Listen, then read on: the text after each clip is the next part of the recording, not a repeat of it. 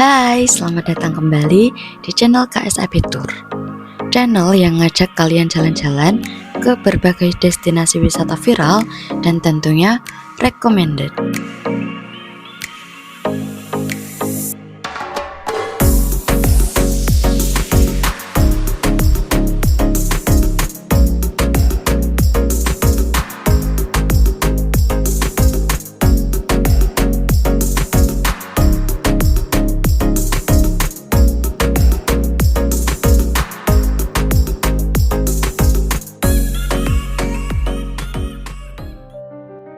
Sekarang aku akan ajak kalian jalan-jalan sambil belajar sejarah lagi.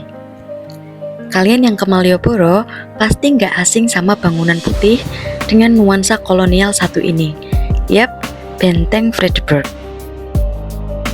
Benteng ini persis di depan titik 0 km, lebih tepatnya di Jalan Margomulyo atau Jalan Ahmad Yani nomor 6 Ngupasan, Kecamatan Gondomanan, Yogyakarta. Tempat ini jadi destinasi wisata edukasi yang ramai dikunjungi. Oh ya, sebelum masuk, kita wajib beli tiket dulu nih. Harga tiketnya hanya 20.000 aja per orang. Metode pembayaran saat ini yang digunakan itu non-cash ya teman-teman, hanya melalui kris atau menggunakan debit. Setelah beli tiket, kita bisa masuk dan sekarang kita berada di area luar benteng. Ada yang ikonik nih, lokomotif Bima Kunting yang merupakan lokomotif diesel generasi pertama yang dibuat oleh PNKA atau Perusahaan Negara Kereta Api. Detailnya bisa kalian lihat di papan informasi sekitar lokomotif ya. Selain itu ada juga cafe yang estetik banget nih, cocok buat kalian yang suka foto-foto cantik sambil ngopi. Sebelum masuk di dekat gerbang utama benteng, kita akan melihat semacam parit dan juga jembatan. Dulunya, parit ini digunakan untuk perlindungan tambahan, sedangkan jembatannya merupakan jembatan gantung. Tapi, seiring dengan kemajuan teknologi, jembatan dibangun menjadi jembatan biasa seperti yang kalian lihat sekarang ini. Ini dia gerbang utama dari Benteng Vredenburg. So, kita lanjut explore ke dalam. Sambil jalan-jalan, sambil belajar sejarah juga ya. Jadi, Benteng Vredenburg ini dibangun sekitar tahun 1760-an oleh Belanda atas izin Sultan Hamengkubuwono I. Vredenburg sendiri memiliki arti benteng perdamaian, meskipun dulunya benteng ini difungsikan sebagai strategi politik dan juga kontrol. Setelah Belanda pergi, benteng ini dipakai Jepang, lalu TNI, dan sampai akhirnya dijadikan museum sejarah pada tahun 1980-an. Awalnya, benteng ini cuma bangunan kayu, tapi kemudian diperkuat jadi benteng kokoh dengan tembok tebal dan dilengkapi dengan parit pertahanan. Nah, kalau ini adalah salah satu spot favorit. Jadi, kita bisa naik ke bagian atas tembok benteng. Dan dari sini, kita bisa lihat area dalam benteng, juga suasana sekitar luar. Banyak banget kursi yang bisa kalian pakai untuk merasakan semilir angin dan menikmati view.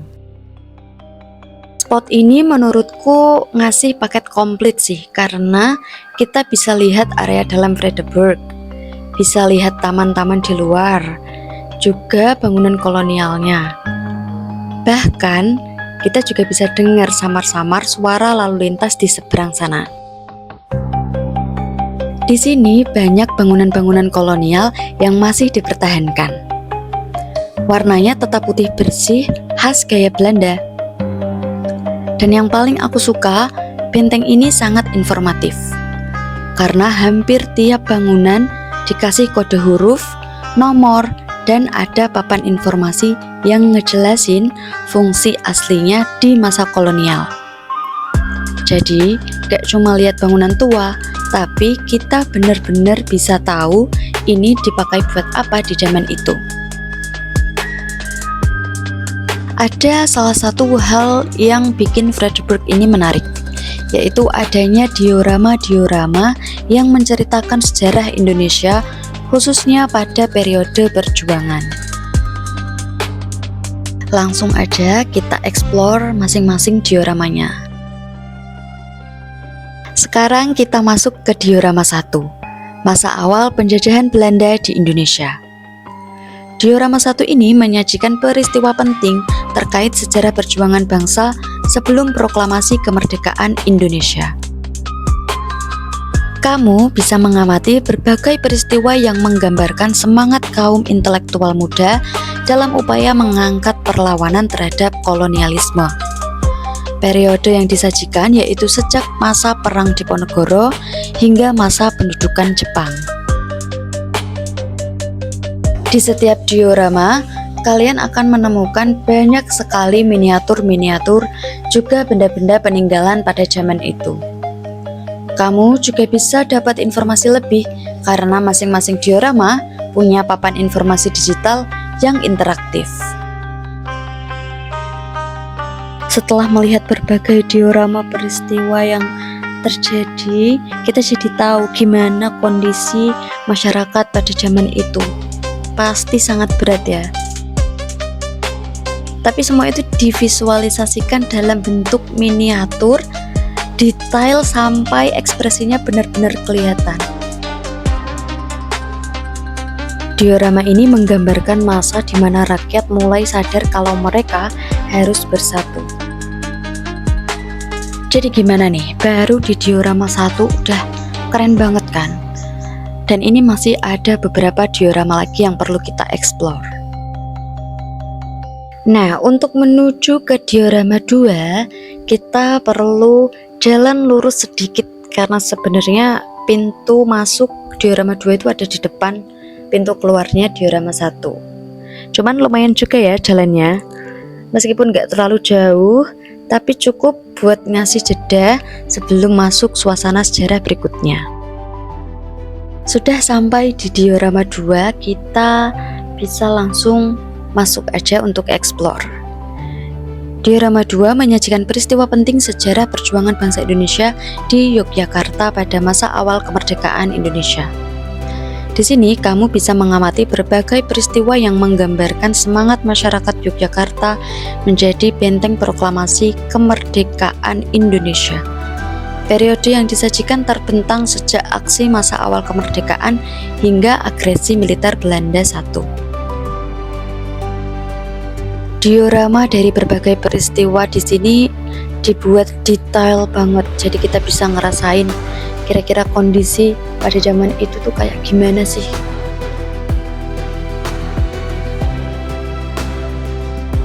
Jadi ini juga menggambarkan masa kebangkitan nasional di mana mulai muncul organisasi-organisasi modern kayak Budi Utomo, Sarekat Islam, juga tokoh-tokoh yang mulai sadar tentang pentingnya pendidikan dan persatuan.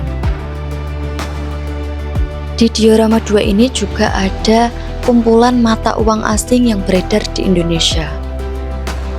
Jadi nggak cuma mata uang Indonesia aja, tetapi ada uang Belanda, uang Jepang, uang kolonial dari masa VOC, uang kertas dan koin berbagai ukuran, sampai uang logam yang dipakai di beberapa daerah Nusantara. Semua uang ini menggambarkan perubahan ekonomi di Indonesia dari masa ke masa. Nggak cuma uangnya aja, di sini kalian bisa lihat ada klise mata uang ori. Klise atau cetakan yang digunakan untuk mencetak uang ori. Ada juga mesin cetak yang pada waktu itu digunakan untuk mencetak koran dalam jumlah yang banyak.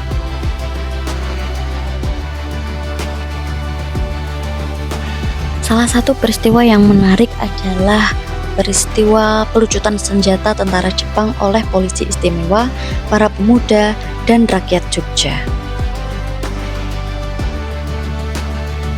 Kalau ini adalah replika dari pakaian polisi istimewa dan juga para pemuda pada peristiwa itu.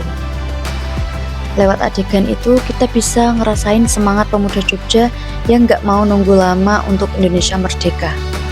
Mereka sigap ambil alih dan mengamankan senjata untuk mempertahankan republik kita. Di antara pintu keluar diorama 2 menuju pintu masuk diorama 3, sebenarnya ada diorama digital. Jadi itu kayak bioskop gitu. Kita bisa lihat macam-macam peristiwa bersejarah di sana. Cuman karena gelap, jadi kita nggak bisa record dan langsung lanjut aja ke diorama 3. Diorama 3 ini menyajikan peristiwa bersejarah di Yogyakarta tahun 1948 hingga 1949. Kamu bisa mengamati peristiwa yang berkaitan dengan perjuangan bangsa Indonesia untuk mempertahankan kedaulatan Indonesia sebagai negara yang merdeka. Periode yang disajikan meliputi peristiwa hijrahnya pasukan divisi Siliwangi dari Jawa Barat ke Yogyakarta, serangan umum 1 Maret, hingga terbentuknya RIS atau Republik Indonesia Serikat. Diorama ini penuh detail yang bikin kita kebayang gimana panas dan tensinya masa itu. Pergerakan pemuda, tokoh nasional, dan kelompok-kelompok masyarakat benar-benar digambarkan seakan kita ikut berada dalam proses kemerdekaan. Diorama ini seperti memadatkan banyak cerita dan memajangnya dalam bentuk benda-benda yang pernah ada di masa perjuangan. Ada juga penjelasan tentang peristiwa Jogja Kembali, yaitu momen ketika Yogyakarta akhirnya secara penuh kembali ke pangkuan Republik Indonesia setelah agresi militer Belanda.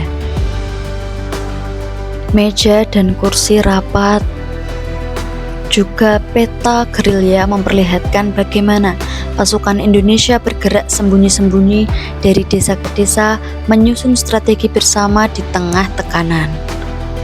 Semuanya seolah pernah jadi saksi bisu pembicaraan serius mengenai arah perjuangan. Setiap sudut di diorama 3 ini terasa padat banget oleh cerita tentang taktik, keberanian, kehilangan, dan harapan. Semakin lama kamu berada di dalam, kamu akan semakin sadar kalau perjuangan itu bukan hanya soal perang, tetapi juga tentang bagaimana orang-orang menjaga semangat dan keyakinan satu sama lain dalam kondisi yang serba terbatas. Oke, diorama 1 sampai diorama 3 sudah selesai, kita lanjut. Nah, ini dia yang terakhir, diorama 4. Diorama ini menyajikan peristiwa bersejarah di Yogyakarta setelah adanya pengakuan kedaulatan Indonesia oleh Belanda. Kamu bisa mengamati berbagai upaya dari bangsa Indonesia untuk menjaga keutuhan bangsa dan negara dengan berbagai rintangan. Periode yang disajikan sejak pemilu pertama di Yogyakarta, peristiwa G30 SPKI, hingga amanat Presiden Soeharto tentang P4, Pedoman Penghayatan dan Pengamalan Pancasila di Universitas Gadjah Mada. Oke teman-teman, jadi itu tadi explore santai kita di Benteng Vredenburg. Tempat ini bukan cuma spot foto, tapi juga pengingat perjalanan panjang bangsa Indonesia. Nah, kalau kalian pengen punya pengalaman jalan-jalan yang seru, explore Jogja atau kota lain tanpa ribet, langsung aja cek deskripsi untuk bikin rencana tripmu bareng KSAB Tour.